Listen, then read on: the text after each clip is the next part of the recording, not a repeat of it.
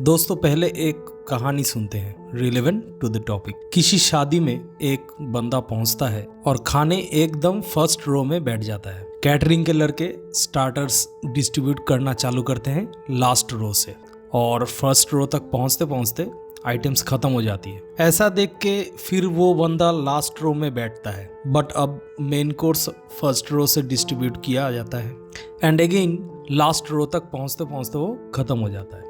वो बंदा बहुत फ्रस्ट्रेटेड हो जाता है और मिडिल में जाके बैठ जाता है। अब डिजर्ट फर्स्ट एंड लास्ट रो से चालू करते हैं कैटरिंग के लड़के। अनफॉर्चुनेटली इस बार भी उस बंदे के हाथ में कुछ नहीं आता। बहुत गुस्से से जब वो उठ के बस चलने ही वाला होता है, उसके पीछे से एक वेटर आके उसको बुलाता है और गर्म नींबू पानी देके जाता है हाथ धोने के लिए। So moral of the story, if you are disciplined and patient, then good returns will come to you automatically sooner or later. चलिए अब डिस्कस करते हैं कुछ कॉमन मिस्टेक्स जो लोग अक्सर करते हैं SIP शुरू करने के समय।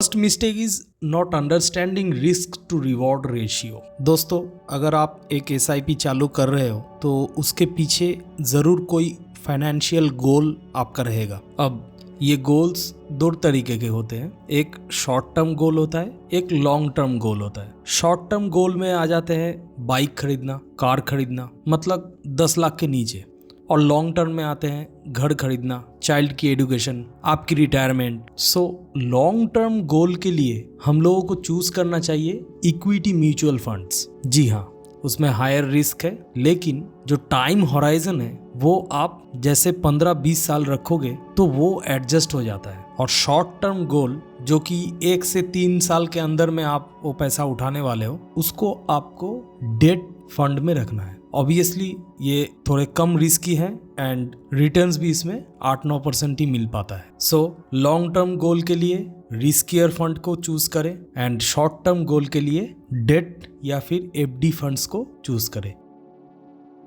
Second mistake is fund selection based on past returns. दोस्तों हम लोगों में से 90% लोग गूगल में जाके लिखते हैं बेस्ट म्यूचुअल फंड्स 2024 और गूगल भी हम लोगों को एक रिजल्ट दे देता है बेस्ड ऑन रिटर्न्स, और उसी में से जिसका हाईएस्ट रिटर्न होता है मोस्टली लोग उसी फंड को चूज करते हैं। डेफिनेटली हम लोग हायर रिटर्न देने वाले फंड्स को ही चूज करेंगे, लेकिन सिर्फ 1-2 साल नहीं, क्या वो फंड लगातार 5-6 साल से हायर रिटर्न दे रहा है। सिर्फ पास्ट परफॉर्मेंस ही नहीं, आप फंड मैनेजर का ट्रैक रिकॉर्ड भी एक बार चेक कीजिए। जिसको चेक करने के लिए सपोज ये म्यूचुअल फंड एग्जाम्पल के तौर पे ले लेते हैं। जैसा कि आप देख पा रहे हैं दोस्तों, मिस्टर अजय खंडेलवाल एंड संतोष सिंह, ये दोनों इस म्यूचुअल फंड के फंड मैनेजर है। डिटेल्स में जाने से आपको उनका पूरा ट्रैक रिकॉर्ड दिखेगा। इस फंड मैनेजर ने जो भी स्कीम्स पहले संभाले हैं उनका आप इंडिविजुअली रिकॉर्ड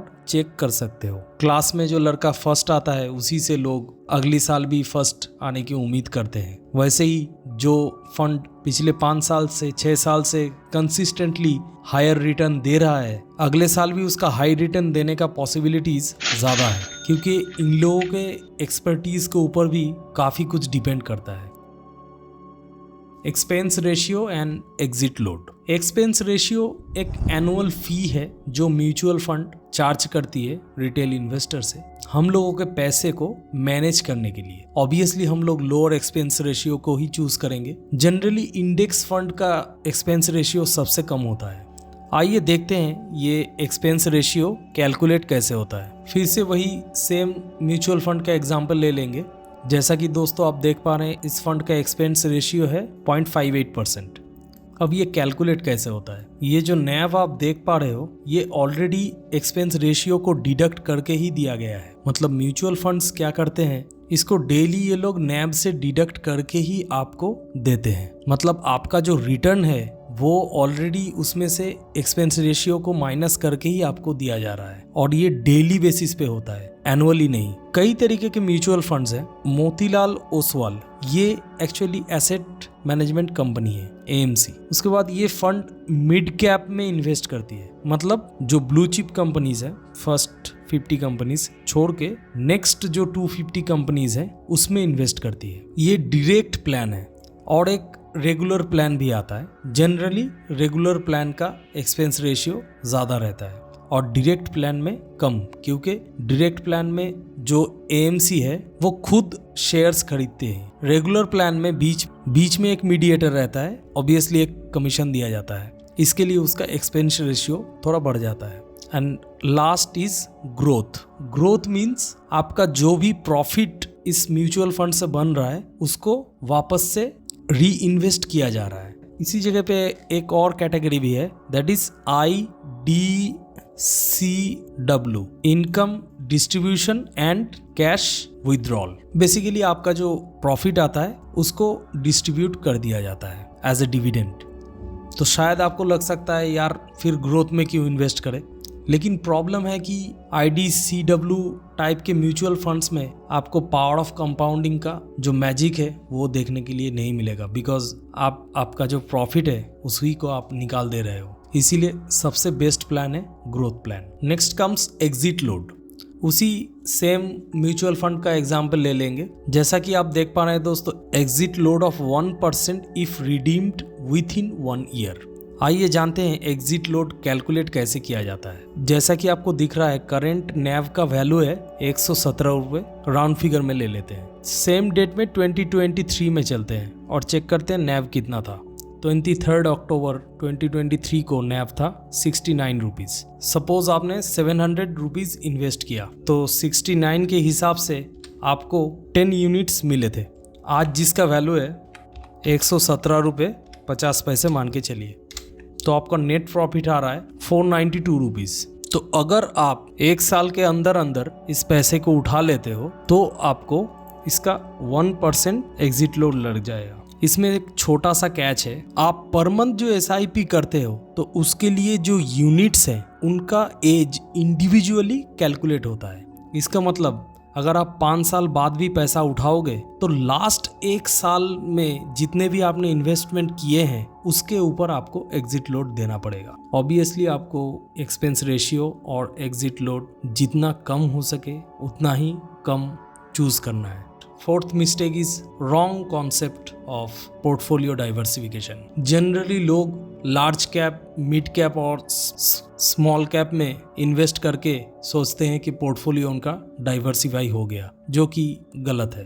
पोर्टफोलियो डाइवर्सिफिकेशन का एक्चुअल मीनिंग यही है कि आप इक्विटी, डेट और गोल्ड, इस तीनों में आपके रिस्क एपिटाइट के हिसाब से इन्वेस्ट करें। दोस्तों, ऐसा देखा गया है कि जब भी मार्केट गिरता है तो गोल्ड के प्राइस बढ़े हैं, तो उसी हिसाब से आप गोल्ड में थोड़ा बहुत इन्वेस्ट करके अपने पोर्टफोलियो को बैलेंस कर सकते हो, जिसको पर्सनल फाइनेंस में हेजिंग बोला जाता है। कुछ लोग तो ऐसा करते हैं, अपनी कम उम्र में पूरा का पूरा पैसा इक्विटी में डालते हैं, जिसको एग्रेसिव इन्वेस्टिंग बोला जाता है, और जैसे जैसे उन लोगों का उम्र बढ़ता है वो अपना पैसा डेट में ट्रांसफर करते रहते हैं partially. This is also a good example of portfolio diversification. The fifth point is not exactly a mistake but a suggestion, that is start early and stay invested। दोस्तों, famous investor mister Warren Buffett ने अपने coat में कहा है, stock market एक ऐसी जगह है जहां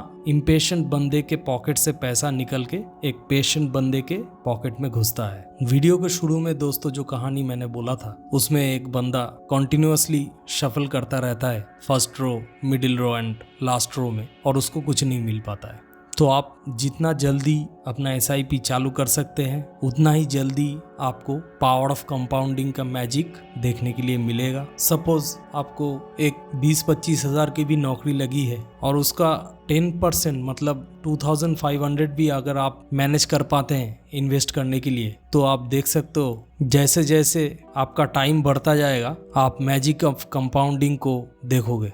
लेकिन इसमें एक कैच है दोस्तों, which is most important, that is आप अपने SIP का जो मंथली इन्वेस्टमेंट है वो हर साल एटलीस्ट 10% से ग्रो करोगे। नहीं तो शायद आपको 1 करोड़ या 2 करोड़ 3 करोड़ जो भी मिले वो इन्फ्लेशन एडजस्टेड नहीं होगा। और आज के डेट में आपको 1-2 करोड़ सुन के बहुत बड़ा रकम लग रहा होगा, लेकिन आज से 20-30 साल बाद उसका वैल्यू 20-30 लाख ही होगा।